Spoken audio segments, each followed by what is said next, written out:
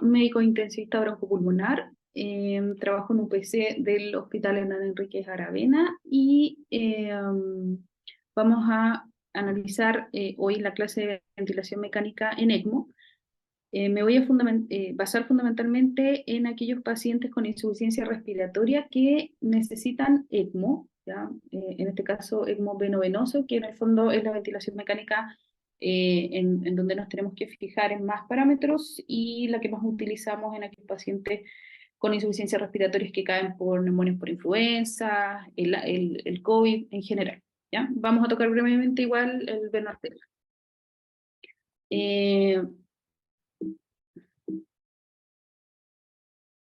A modo de introducción, ¿no es cierto? Sabemos que la morbimortalidad de los pacientes con distrés respiratorio o con insuficiencia respiratoria aguda grave sigue siendo muy alta. En las últimas encuestas oscila entre el 38 y el 58%, por lo tanto una patología altamente prevalente y que tiene una mortalidad alta, ¿ya? Además de que los pacientes que sobreviven tienden a presentar discapacidades físicas importantes y neuropsicológicas que son clínicamente significativas. Hasta el momento, antes, ¿no es cierto?, del ECMO, la ventilación mecánica convencional como ventilación mecánica protectora era el tratamiento fundamental que nosotros utilizábamos en aquellos pacientes con insuficiencia respiratoria o con un distrés grave. Pero, en el fondo, existen diferentes mecanismos que van a generar daño, como la combinación de barotrauma, volutrauma, biotrauma, que van a exacerbar la lesión primaria del paciente, ya sea una neumonía, un distrés o un distrés respiratorio por otra causa, ¿ya? Por lo tanto, el tratamiento alternativo de estos pacientes, que inicialmente, cierto, es una ventilación mecánica protectora, es la oxigenación por membrana extracorpórea o ECMO. Antes de partir en el fondo en cuanto a los determinantes, a lo que nos debemos fijar y cuáles son los parámetros que se deben utilizar en un paciente en ventilación mecánica en ECMO, es importante repasar el concepto de reposo pulmonar, ¿ya? Este fue descrito inicialmente por Gattinoni ya en diferentes estudios en los años 80. Este es uno de los primeros estudios, muy pequeño, observacional, de 43 pacientes, que estadísticamente no fue tan significativo, ¿ya? En total fueron 43 pacientes que se conectaron a una membrana extracorpórea en insuficiencia respiratoria aguda grave, utilizaron bypass venovenoso de bajo flujo y la ventilación mecánica en estos pacientes era de reposo pulmonar, ¿ya? Con unos parámetros que son similares a los que se utilizan actualmente en pacientes en ECMO. Frecuencias respiratorias entre 3 a 5, PIB entre 15 y 25 y con un parámetro de presión inspiratoria máxima que no debía alcanzar 35 o 45 centímetros de agua. Si bien este fue un estudio pequeño, fue un puntapié en el fondo para los diferentes otros estudios fisiológicos y de manejo en el distrés grave, ¿ya? Y el resultado de este estudio fue una mejoría en la función pulmonar de un 72% y la sobrevida se estimó en un 48,8%. Hay que tener en consideración que fue un estudio observacional, básicamente fisiológico, y que nos ayudó, como le dije anteriormente, y nos abrió la puerta a otros estudios, ¿ya? Ahora, ¿cuál es el rol del ECMO en la falla respiratoria? Sabemos, ¿cierto?, que un paciente con un distrés grave que cae a una hipoxemia refractaria, el manejo habitual y el primer manejo que nosotros generalmente realizamos, ¿cierto?, es la ventilación mecánica protectora, con los diferentes conceptos y mecanismos y tratamientos que actualmente se hacen, ya sea BT de 6 ml por kilo, prono, bloqueo neuromuscular y diferentes parámetros en cuanto a la mecánica pulmonar, ¿ya? Pero aquellos pacientes en cual persiste la hipoxemia refractaria, a pesar del tratamiento óptimo, tanto de ventilación mecánica como el resto de los tratamientos que se pueden adicionar, existe el concepto de ventilación mecánica ultraprotectora y finalmente reposo pulmonar, que es lo que se utiliza, ¿cierto?, en pacientes que están conectados a ventilación mecánica, perdón, a ECMO. Bajo este punto de vista, existen diferentes estudios que vamos a analizar y que finalmente nos van a llevar a qué es lo que se utiliza actualmente en cuanto a ventilación mecánica en pacientes conectados a ECMO. Uno de los primeros estudios realizados grande en el fondo y considerable es el estudio CESAR, que es un ensayo multicéntrico realizado en el Reino Unido. Acá se reclutaron aproximadamente 180 pacientes adultos entre 65 años, en una proporción 1:1, y recibieron un tratamiento convencional de ventilación mecánica versus ECMO, ¿ya? Acá eran pacientes con insuficiencia respiratoria grave, que ellos describían con un score de Murray mayor a 3, y con un pH o un pH menor a 7.2. El outcome primario, como un factor de estudio, fue la muerte o, en este caso, la discapacidad grave a los 6 meses después de la asignación al azar o antes del alta hospitalario, ¿ya? En cuanto a la ventilación mecánica invasiva, protocolo estándar, o sea, pacientes que iban al grupo control, ¿cierto? Es básicamente una ventilación mecánica protectora, pero se daban diferentes parámetros: presiones inspiratorias máximas menores a 30, PIP, que se ajustaba a la saturación, una FiO2 para mantener saturación a 90, pH neutros, bloqueo neuromuscular y posición pro. Y algo fundamental que en el grupo control, en este grupo en el fondo, aquellos pacientes que seguían con una hipoxemia refractaria, más después de 12 horas de tratamiento óptimo, ¿ya? Esto quiere decir FiO2 mayor a 90, con saturación de oxígeno mayor a 90, con una acidosis respiratoria o metabólica, considerando un pH menor a 7.2, o hemodinamia inestable, estos pacientes finalmente se conectaban a ECMO. Ahora, la ventilación mecánica en ECMO, o sea, el grupo de intervención, ¿no es cierto? Era un paciente en presión control, ¿ya? Con una presión inspiratoria de 20 centímetros de agua, con un PIB de 10 centímetros de agua, una frecuencia respiratoria de 10, que nos diera una relación inspiración-expiración de 1:1, con una FiO2 que oscilaba entre 30 y 50%. En cuanto a los grupos de este estudio, en el fondo, los pacientes que, como pueden ver acá, que iban a ECMO y tratamiento convencional, en general eran bastante similares, ¿ya? No había una diferencia importante entre ambos grupos. La mayoría de ellos eran hombres, ¿ya? La mayor cantidad eran pacientes que estaban entre los 46 y los 65 años de edad. La principal causa de estrés era una neumonía, ya sea bacteriana o viral. Y algo importante en el fondo, que la hipoxemia, había una hipoxemia importante, ¿ya? En estos pacientes antes de ingresar a el ECMO, con una PAFI, ustedes pueden ver, muy similar en ambos grupos, 75, 75.0, con PIP que oscilaban entre 13 y 14, no había mucha diferencia, y un pulmón bastante dañado, con una compliance estática menor a 30, en el fondo un paciente con un distrés ya severo, ¿cierto? Y apaches altos, 19, entre 19 y 20. ¿Ya? Ahora, ¿qué es lo que se pudo ver en este estudio? Uno de los primeros más importantes y con un N considerable, es que sí se podía observar, ¿no es cierto?, días libres de ventilación mecánica o mortalidad o sobrevida mayor, en el fondo, en aquellos pacientes que sí se conectaban a ECMO en etapas tempranas versus aquellos pacientes que se manejaban como convencionalmente, considerando, cierto, no sé, una ventilación mecánica protectora, y el resto de los manejos, ya sea bloqueo, prono, maniobras de reclutamiento, etc. ¿Ya? El 63% de los pacientes asignados a ECMO sobrevivieron hasta los 6 meses. Importante destacar que sin discapacidad, en comparación al 47% de los pacientes que se asignaron a un tratamiento convencional. ¿Ya? Después apareció este otro estudio que fue después del estudio CESAR, ¿ya? Es un estudio prospectivo, multicéntrico e internacional, que analizó pacientes que ingresaban a ECMO durante un año, ¿ya?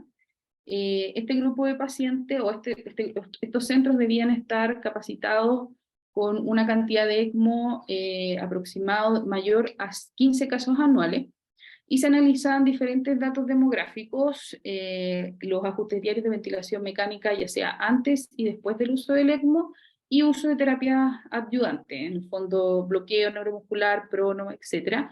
Se reclutaron en total 350 pacientes, ¿ya? Acá hay una tabla, se ve un poco engorroso, pero lo importante es observar acá en el fondo aquellos pacientes que estaban pre-ECMO en ventilación mecánica. Todos los pacientes, en el fondo, estaban con una FiO2 alta, ¿ya? Con un BT de 6 ml que no sobrepasaba los 8 ml por kilo, o sea, una ventilación mecánica protectora, con frecuencias respiratorias de 26, con presiones plató de 32 más 7, en el fondo una ventilación, un paciente que ya tenía una compliance disminuida con una meseta sobre 30, con un PIP que oscilaba entre 12 más menos 4, con una driving pressure de 20, o sea, este paciente o los pacientes que se conectaban a ECMO, ya tenían un pulmón en el fondo con una driving pressure sobre 15, por lo tanto ya se estaba generando en estos pacientes un daño inducido por ventilación mecánica, ¿ya? Con compliance estática, al igual que en el estudio César, muy baja, bajo 30, en el fondo 24 más menos 12, perdón. Y los pacientes post conexión a ECMO, en el fondo, el total de los pacientes efectivamente bajó la FiO2, el BT, como ustedes pueden ver, bajó de 3.7, ¿no es cierto?, con una plató que veíamos anteriormente sobre 30, acá la tenemos en 24, con un PIP de 11 y con una driving pressure ya menor a 20, menor a 15, en el fondo, en comparación a los pacientes que antes estaban en ventilación mecánica protectora, ¿ya? Pero, a pesar de todo esto, ¿no es cierto?, las diferencias observacionales en la configuración de la ventilación mecánica durante el ECMO los primeros 2 días no afectó el pronóstico de los pacientes, ¿ya? O sea, la sobrevía en aquellos pacientes que se conectaban a ventilación mecánica y mantenían esta ventilación protectora o ultraprotectora no diferió mucho de aquellos pacientes que efectivamente se ventilaban de manera protectora y con las diferentes otras estrategias de reclutamiento y de ventilación mecánica protectora, ¿ya? Evidentemente, los pacientes pre-ECMO y post-ECMO tenían un volumen corriente menor, al igual que la driving pressure, como vimos anteriormente, y esto es fundamentalmente porque el BT del paciente va a disminuir, ¿no es cierto? Después, finalmente, ¿cierto? Después de estos 2 estudios, apareció el otro estudio, que es el EOLIA, que es el segundo estudio más importante en el fondo, en ECMO, en insuficiencia respiratoria o TIS-3, ¿ya? Este estudio, el outcome primario fue mortalidad a los 60 días, y al igual que en el estudio César, se veía o se reclutaba en el fondo para 2 grupos, ECMO versus tratamiento convencional, y los criterios de inclusión eran distrés grave, en el fondo PAFI menor a 50, más de 3 horas, o menor a 80, más de 6 horas, o un pH arterial menor a 7.25 con una PCO2 menor a 60 durante más de 6 horas. Al igual que en el estudio César, los pacientes que persistían con una hipoxemia refractaria podían pasar del grupo convencional, de tratamiento convencional, al grupo ECMO. Y se definía como hipoxemia refractaria una saturación menor a 80 durante más de 6 horas, pero siempre con una terapia adecuada. En el fondo, que el paciente, si hubiese requerido prono, se hizo prono, si requirió bloqueo neuromuscular, se realizó bloqueo neuromuscular, perdón, etc. O sea, pacientes que no respondían a terapia convencional podían, si tenían hipoxemia refractaria, cambiarse de grupo, ¿ya? En cuanto a las características de ambos grupos, igual, son bastante similares, incluso similares a lo que se veía en el estudio, si ustedes pues, se acuerdan un poco, en el estudio César, ¿ya? La edad promedio, 50, 54 años, la mayoría también eran hombres. Acá sí, el SOFA de ingreso era mucho menor, ¿ya? El SOFA en César era de 19 a 20, acá de 10 a 11 aproximadamente, ¿ya? Al igual que en el estudio César, la principal causa de ingreso a ECMO era neumonía, ya sea bacteriana o viral, y la PAFI de ingreso también era baja, ¿ya? 73 en estos casos, con un PIB igual adecuado, el BT siempre, en el fondo, ventilación mecánica protectora, con plató 29, igual bastante altas, no tanto como en el César, que estaban sobre 30, ¿ya? Y una driving pressure similar igual, de 17, ¿ya? Ahora, ¿qué es lo que pasó en el estudio EOLIA? A los 60 días, en el fondo, que era el outcome primario, 44 de los pacientes, o sea, el 35% del grupo ECMO, versus 57 y 46% del grupo control, habían muerto. En el fondo, la significación de este estudio tampoco fue significativamente, estadísticamente significativa. Por lo tanto, en este estudio la conclusión fue que no había diferencia en cuanto al manejo ventilatorio de los pacientes que se conectaban a ECMO temprano versus aquellos pacientes que se seguía con una estrategia ventilatoria protectora o ultraprotectora, que consiste, ¿no es cierto?, en bajar el VT bajo 6 ml por kilo. Posteriormente, en 2018, se hizo un estudio con bayesiano del Eolia, en que sí se determinó que generando algunas otras variables de estos pacientes, ya en cuanto a mecánica pulmonar, se pudo observar que sí había algún beneficio en algunos pacientes en cuanto a la conexión temprana de los pacientes a ECMO, mejorando la sobrevida y también mejorando la calidad de vida de estos pacientes. Por lo tanto, si bien el único estudio que en el fondo ha dicho que la ventilación o el ECMO, el iniciar ECMO temprano en una insuficiencia respiratoria grave, en un distrés grave, con ventilación mecánica ultraprotectora o reposo pulmonar propiamente tal, genera una mayor sobrevida y disminución, ¿no es cierto?, de la discapacidad física, es el estudio CESAR, ¿ya? El Eolia y el estudio multicéntrico no lo comprobaron, pero en el fondo se estima después en los análisis post-op que sí debería tener algún beneficio. De esta manera, ¿no es cierto?, tenemos la guía ELSO, ya del 2021, que en general, ¿no es cierto?, sabemos que el manejo y el destete del ECMO son a través de esta guía, nos dan diferentes parámetros, y sabemos que en un paciente con insuficiencia respiratoria o con un distrés severo, el intercambio de gases es respaldado principalmente por el circuito extracorpóreo, no por el pulmón nativo. Por lo tanto, la configuración del ventilador debe elegirse para limitar la lesión pulmonar inducida por el ventilador. Sin embargo, las estrategias ventilatorias óptimas en pacientes con distrés respiratorio grave sometidos a ECMO no están bien definidas. O sea, a pesar de que tenemos varios estudios, el CESAR y el Eolia principalmente, aún no se ha llegado a un consenso en cuál es la mejor estrategia ventilatoria para los pacientes conectados a ECMO con un distrés o con una insuficiencia respiratoria grave, ¿ya? ¿Qué es lo que dice en las recomendaciones de la ELSO? Se basa fundamentalmente en estos dos estudios que yo le contaba, ¿ya? El estudio CESAR y el estudio Eolia. ¿Qué es lo que nos sugiere en el fondo? Es ventilar ya sea a presión control o a volumen control, pero siempre con una ventilación mecánica ultraprotectora, ¿ya? Si nosotros decidimos ventilar con CESAR, con el protocolo CESAR, es en presión control, con una driving pressure de 10, un PIB de 10 y una frecuencia respiratoria de 10, que nos dé una relación inspiración-expiración 1:1, una FiO2 de 0,3 como mínimo, ¿ya? Ahora, ¿por qué es importante en el fondo y por qué es uno de los parámetros de los tipos de ventilación que más se utilizan al inicio del ECMO en una insuficiencia respiratoria? Es porque con la modalidad presión control nosotros nos podemos asegurar, teniendo, ¿no es cierto?, una presión inspiratoria de 20 y un PIB de 10, dependiendo del ventilador en el fondo, vamos a asegurarnos una driving pressure o una presión de distensibilidad no mayor a 10. Por lo tanto, nuestra ventilación las aseguramos 100%, ¿cierto?, que es una ventilación ultraprotectora. Ahora, si decidimos ventilar, o como en el Eolia en el fondo, ya puede ser, ya sea en volumen control o en APRB, y aquí los parámetros son distintos. En el fondo son más límites de seguridad, con presiones plató que deben ser menores a 24, ¿ya?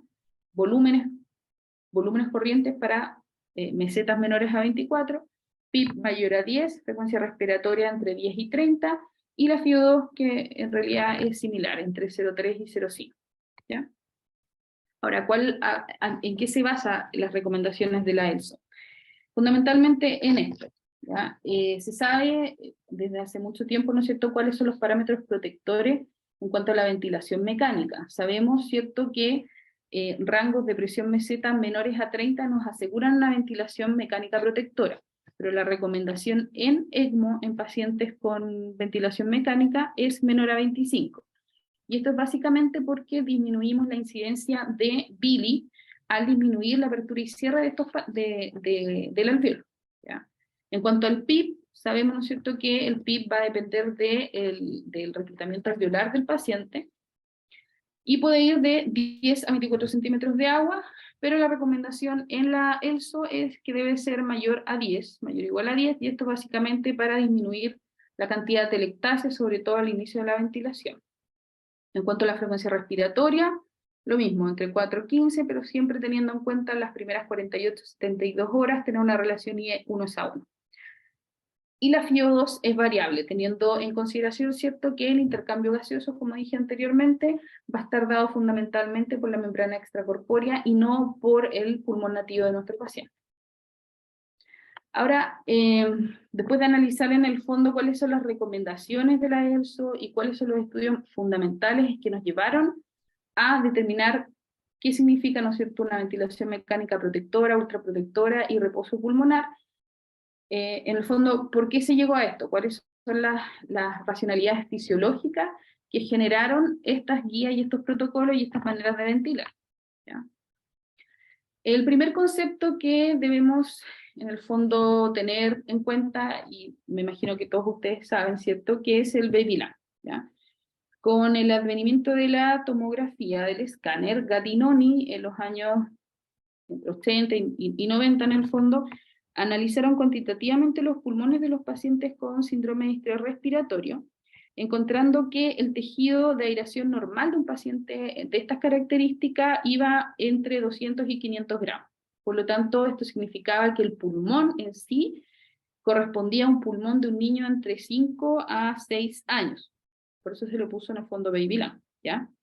Ahora, morfológicamente, y el compromiso es muy heterogéneo y el tejido aireado normal está disminuido, como ustedes pueden ver, ¿no es cierto?, en esta imagen, ¿cierto? Tenemos un distrés severo con un escáner que tenemos áreas de consolidación, vidrio esmerilado, áreas de parénquima pulmonar normal, y en el fondo el volumen pulmonar de este paciente está disminuido, no así como antes se pensaba en el fondo que el pulmón estuviese rígido, no era así, sino más bien que estamos en las primeras etapas del distrés en donde la inflamación es la que primero aparece, ¿cierto? Y por lo tanto lo que está disminuido es el volumen pulmonar, ¿ya? Así, de esta manera, en la ventilación mecánica convencional, el uso de volúmenes suprafisiológicos para este pulmón, que es un baby lung, ¿no es cierto?, va a generar, ¿no es cierto?, es capaz de generar sobredistensión y generar algo que se llama stress strain, en el fondo, generar gran tensión y gran elongación en el parénquima pulmonar, siendo el stress strain, el principal mecanismo para causar el daño inducido por la ventilación mecánica. Entonces, teniendo en cuenta esto, que existe, ¿no es cierto?, un pulmón pequeño, en volumen pequeño, no rígido,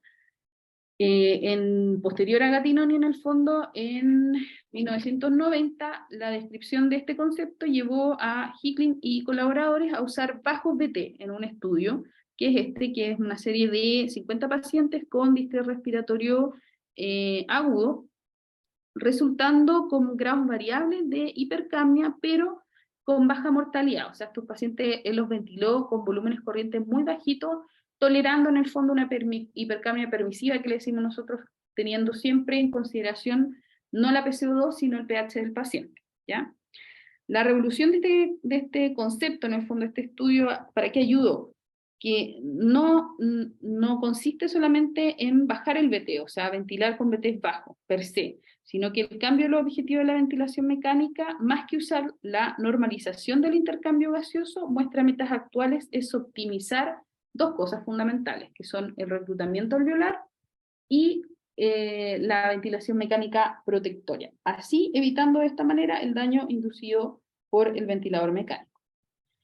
De esta manera, después, ¿no es cierto?, de generar el concepto de baby lung, de este estudio de volúmenes corrientes bajos como hipercapnia permisiva, han surgido diferentes estudios en cuanto al concepto de ventilación mecánica protectora y reposo pulmonar finalmente, ¿no es cierto?, que son los que vamos a analizar a continuación.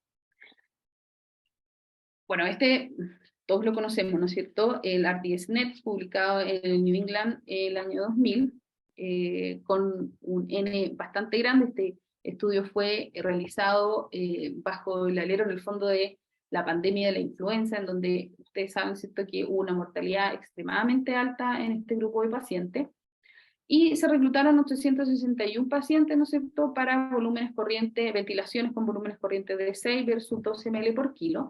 Y acá se pudo ver que la mortalidad a los 28 días era mucho menor en aquellos pacientes que se ventilaban con PTs de 6 ml por kilo, ¿ya?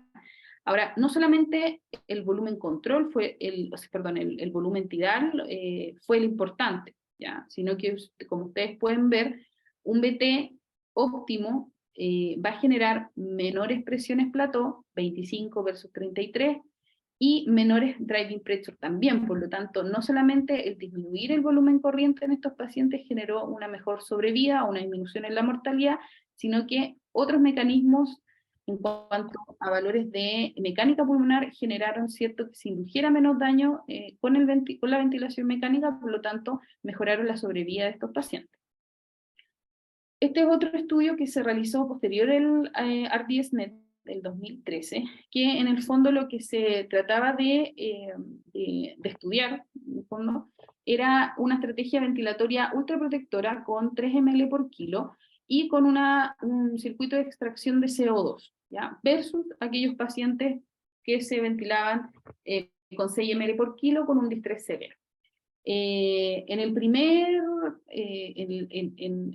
análisis, en el fondo, no se vio gran diferencia en cuanto a los días libres de ventilación, ya sea 28 o 60 días, ¿ya? No había gran diferencia en ambos grupos, en aquellos que se ventilaban ultraprotector versus control, que era 6 ml por kilo, ¿ya? Teniendo ya de base, ¿no es cierto?, el RDS-Net que ventilaba con 6 ml por kilo, pero sí después se hizo un estudio a posterior, o sea, se analizó a posterior en un subgrupo de pacientes que eran aquellos pacientes que tenían PAFI menor a 150, y aquí sí se pudo observar que estos pacientes, en el fondo con distrés moderado a severo, sí había una diferencia en cuanto a los días libres de ventilación mecánica.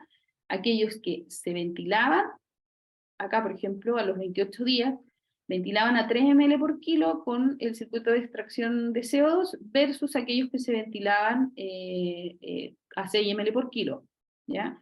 Y 60 días también fue mucho mayor, 40.9 versus 28.2, ¿ya? Entonces, de esta manera, teniendo en cuenta, ¿cierto?, ya analizando el RDS-Net y este estudio, en que restringiendo el volumen corriente, nosotros podemos generar una ventilación mecánica ultraprotectora y de esta manera disminuir el BILI, o daño inducido por ventilación mecánica. Existen otras estrategias en cuanto al reclutamiento, que sería el segundo punto en cuanto al análisis y a los objetivos de ventilación, tanto en un distrés severo como en un paciente que está conectado ya a ECMO, ¿ya? Y en este sentido existen diferentes estudios que todos conocemos. Este es el estudio Papazian, ¿cierto?, que es el de bloqueo neuromuscular, en que se observó una disminución en la mortalidad en aquellos pacientes que usaban bloqueo neuromuscular, principalmente cisatracurio, 32 versus 41% en aquellos pacientes, ojo, que tuviesen una PAFI menor a 150, ¿ya?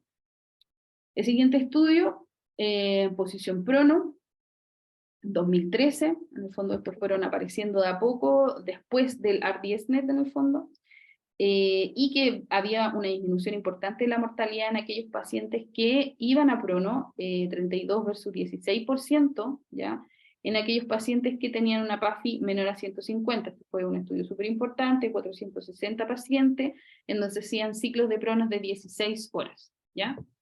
Y finalmente, ¿no es cierto?, lo que hemos hablado, que es la driving pressure, que sabemos, fue publicado el año 2015 también en el New England, que sabemos que una presión de distensibilidad menor a 15 centímetros de agua nos asegura de alguna manera una ventilación mecánica protectora y nos asegura también una apertura-cierre de los alvéolos menor, por lo tanto, menos daño inducido por la ventilación mecánica y mejor sobrevida en estos pacientes, ¿ya? Ahora, analizando, ¿cierto?, cuáles son los principales estudios en cuanto a ventilación mecánica, a ECMO, que son el EOLIA y el CESAR, ¿cierto? lo que nos dice la ELSO, hay algunas recomendaciones. Esto en el fondo no se nos ocurrió a nosotros, sino es lo que se viene haciendo desde hace mucho tiempo y son las recomendaciones que más se utilizan, sobre todo acá en Chile, que son basadas fundamentalmente en qué significa una ventilación mecánica protectora, ¿ya? Se estima que en un paciente conectado a ECMO veno-venoso por insuficiencia respiratoria, las primeras 48 a 72 horas debemos tener un PIB entre 10 a 15 centímetros de agua, y esto, como dijimos anteriormente y como se describe en la ELSO también, es básicamente porque así evitamos la aparición de atelectasia en estos pacientes. La meseta siempre, las primeras 72, 48, 72 horas, entre 20 y 25, ya tolerando una meseta hasta 30, nunca mayor a 30 a las 72 horas, una driving pressure menor a 10 las primeras 48 y 72 horas, por eso en general se decide o se inicia la ventilación mecánica en ECMO en presión control para así asegurar esta driving pressure menor a 10, y ya pasadas las 72 horas menor a 15, un BT menor a 2 ml por kilo de peso ideal y menor a 6 a las 72 horas. La relación IE, que es 1:1 o 1:2 ya cuando estamos más de 72 horas, lo mismo con la frecuencia respiratoria, que va muy de la mano con la relación IE. FiO2, 0,3 a 0,5, no cambia, y la sedación, que en las primeras horas en general son SAS1, bloqueo neuromuscular, y ya más de 72 horas sedación más bien moderada. Ahora, todas estas recomendaciones van a basarse y van a depender, perdón, según la causa que llevó a nuestro paciente al ECMO. Nosotros hemos tenido en los últimos años, ¿cierto?, ECMO veno-venoso por COVID, que es lo que más nos ha llegado, ¿cierto?, y una paciente, la Pabla, ¿cierto?, que es por una hemorragia alveolar difusa, en que los manejos ventilatorios van a depender de cómo sigue el pulmón, las sobreinfecciones que pudiese llegar a tener, etc. Por lo tanto, esto no es una receta de cocina, sino que hay que ir analizándolo caso a caso, pero son las recomendaciones que se hacen actualmente, ¿ya? Una breve reseña en el fondo de el manejo ventilatorio de los pacientes con ECMO venoarterial. Sabemos, ¿no es cierto?, que en un ECMO venoarterial, por ejemplo, por ANTA, que es lo que más vemos, por TEP, etcétera, la ventilación mecánica o la insuficiencia respiratoria per se no es la que manda el cuadro, ¿cierto? Por lo tanto, se conecta a venoarterial. Pero en todo paciente conectado a ventilación mecánica siempre se debe asegurar una ventilación mecánica protectora, y esto no cambia con respecto a lo que se conoce hasta la actualidad, ¿ya? BT bajo en todos pacientes, entre 6 a 8 ml por kilo, cautela con el PIP, sobre todo en aquellos pacientes que tengan falla ventricular derecha, como por ejemplo los pacientes con TEP masivo que caen a a ECMO venoarterial, y favorecer el PIP apto en aquellos pacientes con falla ventriculares izquierda, por ejemplo, pacientes postoperados que salen de cirugía cardíaca, etc. ¿Ya? Pero en el fondo la ventilación en ECMO venoarterial no es muy dispara, en el fondo no muy diferente a lo que se usa en la actualidad en la ventilación mecánica protectora en una insuficiencia respiratoria o en un paciente ventilado, ¿ya? Ahora, como conclusiones, existe poca evidencia, como vimos anteriormente, y gran variabilidad en manejo ventilatorio de los pacientes ECMO. Como vimos, la ELSO lo que nos recomienda se basa fundamentalmente en dos estudios, el CESAR y el EOLIA, uno que sí mostró diferencias en la mortalidad y otro no. Por lo tanto, no tenemos una evidencia muy de peso, ¿ya? Ante la falta de evidencia, el manejo debe basarse fundamentalmente en los fundamentos fisiológicos, en el daño inducido por la ventilación mecánica en falla respiratoria, conocer los conceptos de ventilación mecánica ultraprotectora y de reposo pulmonar. Son necesarios actualmente estudios fisiológicos. Existe un estudio en curso, pero que lleva muchos años, ¿ya? Que traté de buscarlo en el fondo, pero la última actualización fue el 2018 o 2019, me imagino que por la pandemia, y son fundamentales las estrategias ventilatorias protectorias y de reclutamiento alveolar, en el fondo, antes de llegar a ECMO, y en ECMO es fundamental estos dos conceptos, la ventilación mecánica protectora y reclutamiento alveolar, eso nunca olvidar. Por lo tanto, todas nuestras estrategias ventilatorias en pacientes en ECMO, ya sea veno-venoso o veno-arterial, deben basarse fundamentalmente en estos dos conceptos.